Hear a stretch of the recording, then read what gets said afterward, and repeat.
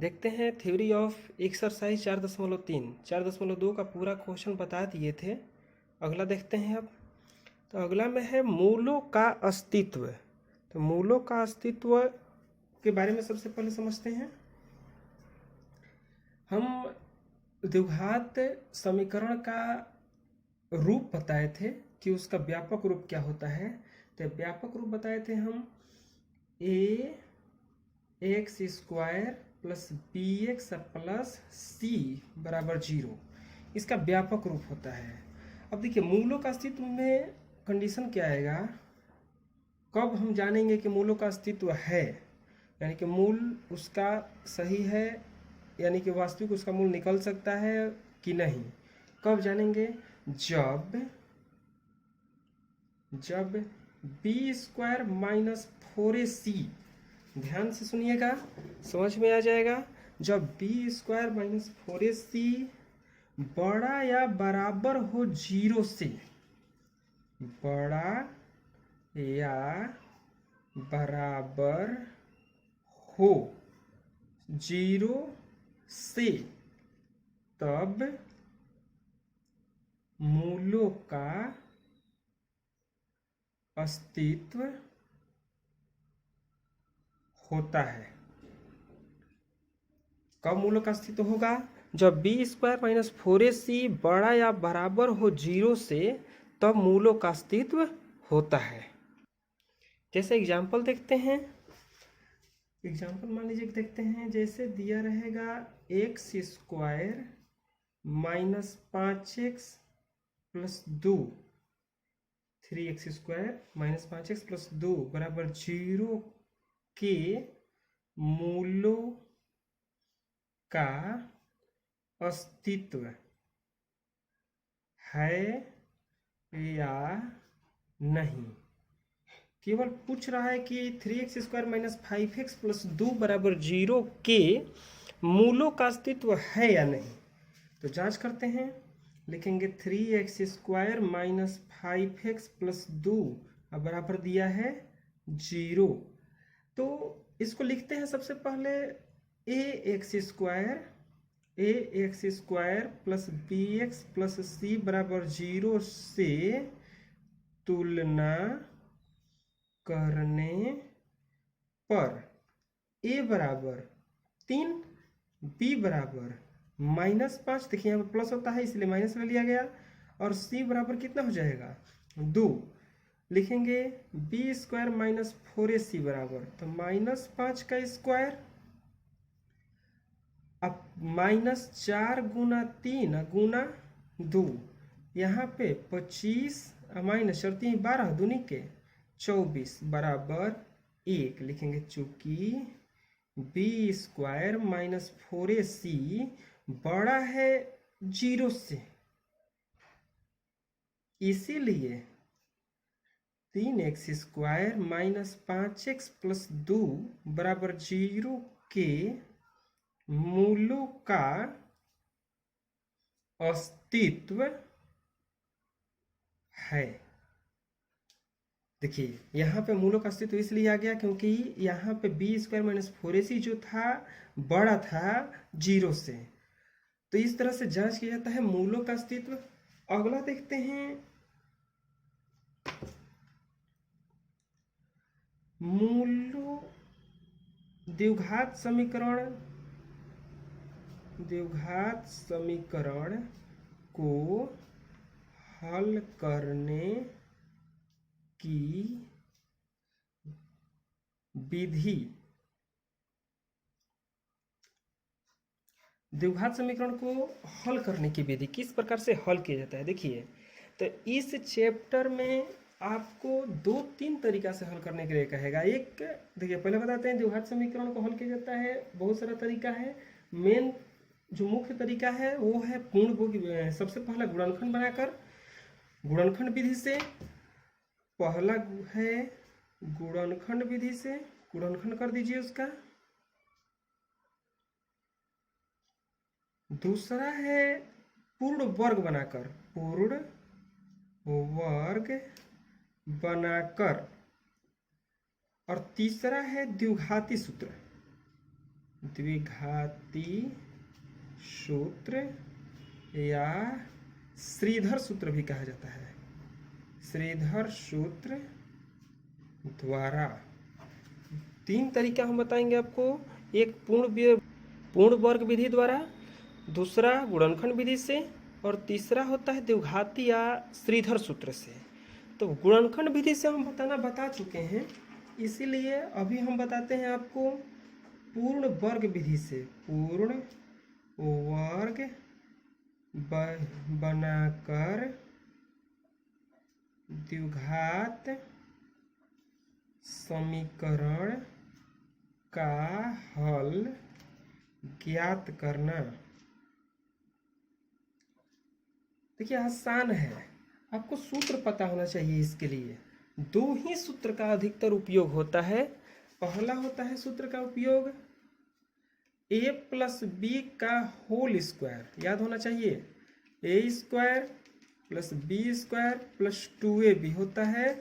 और दूसरा प्रयोग होगा a - b का whole square, a² + b² - 2ab का। देखिए जो भी आपको द्विघात समीकरण दिया रहेगा उनको इस सूत्र पे बैठा करके हल किया जाता है। अब इसको कैसे हल किया जाएगा हम एग्जाम्पल देकर के समझा देते हैं। एग्जाम्पल देखते हैं, जैसे कि मान लीजिए दिया गया जाए कि 3x² - 5x + 2 का बराबर 0 का पूर्ण वर्ग विधि, पूर्ण वर्ग बनाकर हल ज्ञात कीजिए। हल ज्ञात करें। देखिए क्या दिया है, 3x² - 5x + 2 बराबर 0। 3x² - 5x + 2 बराबर 0। सोल्व करते हैं।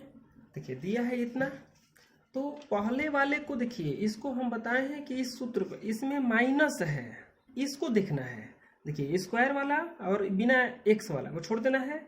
इसी को देखना है कि ये माइनस में है कि प्लस में। देखिए ये माइनस में है, यानी कि माइनस वाला सूत्र लगेगा। a² + b² - 2ab, इस सूत्र पे हमको इस रूप में लाना है इसको। तो इस रूप में लाने के लिए देखिए क्या कीजिए, सबसे पहले ये जो दिया है इसको वर्ग बनाना पड़ेगा आपको। तो इसको लिख सकते हैं क्या, √3x का होल स्क्वायर। क्यों? क्योंकि √3x √3 गुना √3 बराबर हो जाएगा ये 3, और x का स्क्वायर यहाँ पे हो गया। अब माइनस, देखिए 2ab होता है, तो 2 गुना a के जगह पे है √3x, और b के जगह पे अब देखिए इसको नहीं रखेंगे। अब हमको लाना था 5, हो गया है इतना, तो 5 पहले रखिए यहाँ पे। इसके बाद ये दोनों एक्स्ट्रा है, तो इसी से इसको भागा दे दीजिए ताकि ये कट जाए। अब यहाँ पे b की जगह पे इतना आ गया, तो ये हो जाएगा आपका प्लस होता है 5/2 √3 का होल स्क्वायर। और जब इतना एक्स्ट्रा था तो जितना यहाँ इस पे जोड़ेंगे उतना ही घटा दीजिए ताकि ये कट जाए। 2 √3 का स्क्वायर, अब +2 तो यहाँ पे रहेगा ही। देखिए a² 2ab + b², इसको ये कट करके इतना ही सब आ जाएगा अगर सॉल्यूशन कीजिएगा तो। अब ये आ गया हमारा पूर्ण वर्ग विधि के रूप में आ जाएगा। a के जगह पे ये है तो √3x, अब √3x अब माइनस वाला है माइनस, अब b के जगह पे है 5/2 √3, ये पूरा का होल स्क्वायर, पूरा का ये होल स्क्वायर। और यहाँ पे इसका वर्ग कर दीजिए, 5×25 अब बटा में 2 दूनी के 4, 3 12 + 2 बराबर 0। इन दोनों को इधर भेज दीजिए। अब √3x - 5/2 √3 का होल स्क्वायर, इसको उधर भेजिएगा तो हो जाएगा। देखिए ये माइनस में है, प्लस में हो जाएगा 25/12 -2, या √3x - 5/2 √3 का होल स्क्वायर। अब बराबर एलसीएम ले लीजिए, यहाँ पे हो जाएगा 12 से 12 कटा 25 -24, या √3x - 5/2 √3 का होल स्क्वायर बराबर 1/12। देखिए स्क्वायर हटेगा यहाँ से, तो स्क्वायर हटेगा तो ये वर्गमूल में हो जाएगा, या √3x माइनस 5/2√3 बराबर 1/12 रूट में हो जाएगा ये, या √3x माइनस 5/2√3 बराबर ये हो जाएगा 1/, देखिए 12 है, तो इसका अगर वर्गमूल निकालिएगा तो 1/2√3 आएगा। आगे सॉल्व करते हैं इसको इधर भेजिए, तो या √3x यहाँ पे देखिए वर्गमूल में से निकलता है तो प्लस माइनस दोनों में निकलता है, माइनस 5/2√3 एक बार होगा प्लस में तो 1/2√3 और एक बार होगा माइनस में तो माइनस 5/2√3 बराबर माइनस 1/2√3। दोनों को बारी बारी से हल करेंगे। √3x माइनस, ये माइनस में है इधर चला जाएगा तो 1/2√3 प्लस 5/2√3। √3x बराबर 2√3 एलसीएम हो जाएगा, यहाँ पे ये 2 से 2√3 कट गया, 1 + 5, या √3x बराबर 6/2√3, ये कट जाएगा, 2 3 6, या x बराबर 3/√3 गुना √3 नीचे आएगा, गुना में हो जाएगा ये, या x बराबर 3 √3 में गुना होगा तो 3 आ जाएगा, 3 से कटा 1, ये हो गया x बराबर 1। अब इसको सोल्व करते हैं, ये माइनस में इधर जाएगा तो प्लस में हो जाएगा, या √3x बराबर माइनस 1/2√3 अब प्लस 5/2√3, या √3x बराबर 2√3 -1 + 5, ये हो जाएगा √3x बराबर 4/2√3 कट जाएगा ये, या x बराबर 2/√3 गुना √3, या x बराबर 2/3 देखेंगे, इसीलिए 3x² माइनस 5x + 2 बराबर 0 का हल बराबर 1,2/3। ये हुआ आपका पूर्ण वर्ग विधि से बनाकर हल। बहुत आसान है, क्वेश्चन बनवाएंगे तो उसमें और भी समझ में आएगा। द्विघाती सूत्र या श्रीधर सूत्र, देखिए ये भी हल करने का तरीका है। द्विघात समीकरण को देखते हैं, होता कैसा है। यदि ax² + bx + c बराबर 0, यदि ax² + bx + c बराबर 0 कोई द्विघात समीकरण हो तथा b² - 4ac बड़ा या बराबर हो 0 से, तब द्विघाती सूत्र होता है। -b + -b² - 4ac अब बट्टा में 2, यह फॉर्मूला होता है, कंडीशन है। या द्विघाती सूत्र का एक और फॉर्मूला होता है, एक तरीका से और लिखा जाता है, -b ± √d बट्टा में 2, जहां d बराबर विवितकर, d को कहा जाता है विवितकर। देखिए इस सूत्र के द्वारा यदि b² - 4ac बड़ा या बराबर 0 हो तो किसी भी द्विघात समीकरण का हल निकल सकता है। अब देखते हैं विवितकर किसे कहा जाता है। विवितकर क्या है, तो यहाँ पे देखते हैं विवितकर को d से सूचित किया जाता है और इसका सूत्र होता है, यही सूत्र होता है इसका, b² - 4ac, b² - 4ac विवितकर का सूत्र होता है। अब देखते हैं आगे इसका एग्जाम्पल एक, कि किस प्रकार से द्विघाती सूत्र द्वारा हल किया जाता है। तो मान लीजिए एग्जाम्पल दिया रहेगा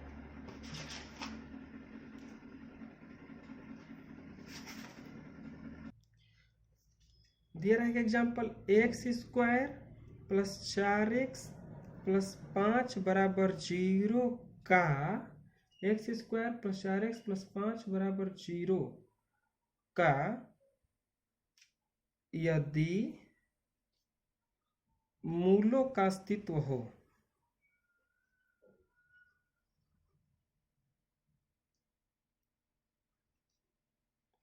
तो द्विघाती सूत्र से द्विघाती सूत्र से हल ज्ञात करें। देखिए दिया है x square plus 4x plus 5 बराबर 0। X square plus 4x plus 5 बराबर 0 हल करते हैं। पहले लिखेंगे A X square plus B X plus C बराबर 0 से तुलना करने पर तुलना कर दीजिए तो ए बराबर 1, बी बराबर 4 और सी बराबर 5। तो बी स्क्वायर माइनस 4ac बराबर हो जाएगा 4 का स्क्वायर माइनस 4 गुना 1 गुना 5 बराबर 16 माइनस 20 बराबर हो जाएगा माइनस 4। लिखेंगे बी स्क्वायर माइनस 4ac छोटा है 0 से, इसीलिए इसका मूलों का अस्तित्व नहीं है। इसका तो मूलों का अस्तित्व ही नहीं है। दूसरा एग्जाम्पल देखते हैं, कोई दूसरा जिसका मूलों का अस्तित्व हो। दूसरा एग्जाम्पल लिखे हैं, यदि x square minus 3x plus 1 के मूलों का अस्तित्व हो तो द्विघाती सूत्र से हल ज्ञात करें। हल ज्ञात कर देते हैं। X square minus 3x plus 1 बराबर 0।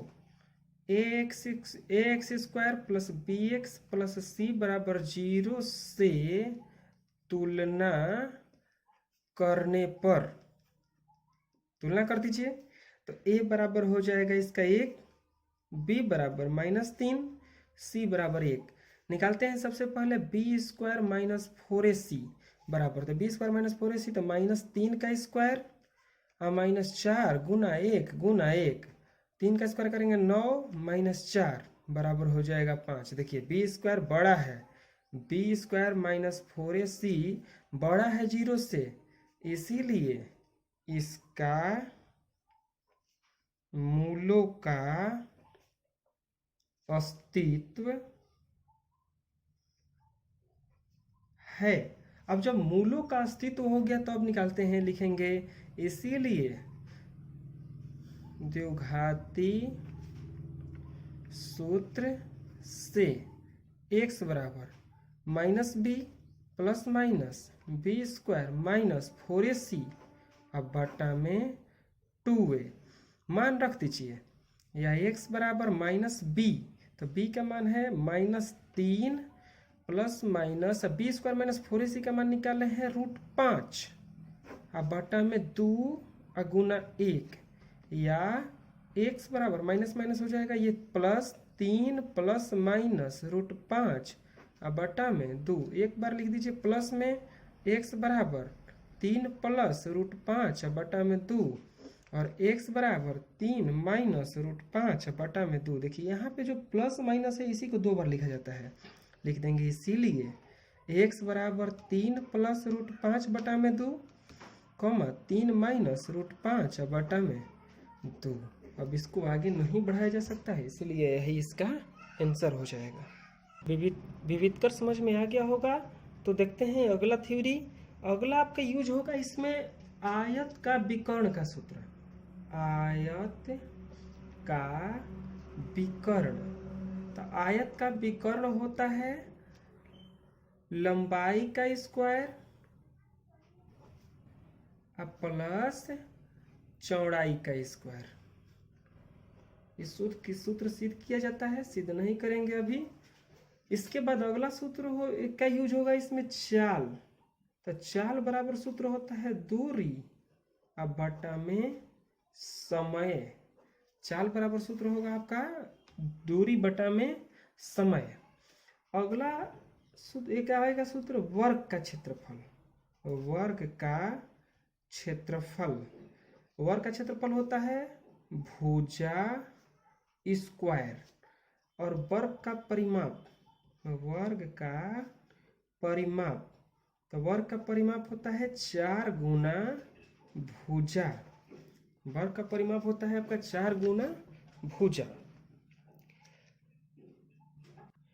अगला यूज होगा इसका आयु का, एज कि आयु कैसे निकाला जाता है। देखिए आयु के बारे में थोड़ा सा बता देते हैं, आयु वाला कंफ्यूज करता है।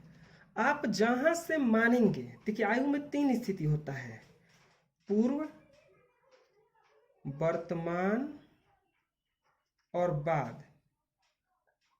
पूर्व का, वर्तमान और बाद का 3 स्थिति होता है।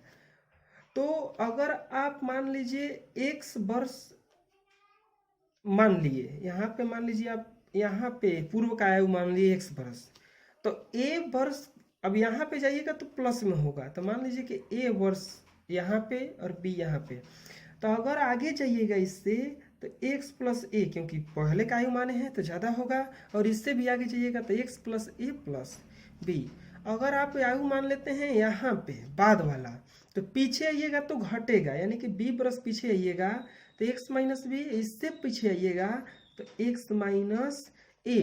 अगर आप आयु मान लेते हैं वर्तमान का x वर्ष, अगर आगे जाइएगा तो बढ़ेगा यानी कि x प्लस बी, और पीछे आइएगा तो घटेगा यानी कि x माइनस a। ये हुआ आयु का। अगला देखते हैं और कुछ थ्योरी पूछेगा। यह देखिए अगला पूछेगा आपको नल के बारे में। तो यदि कोई नल एक हौज को भरने में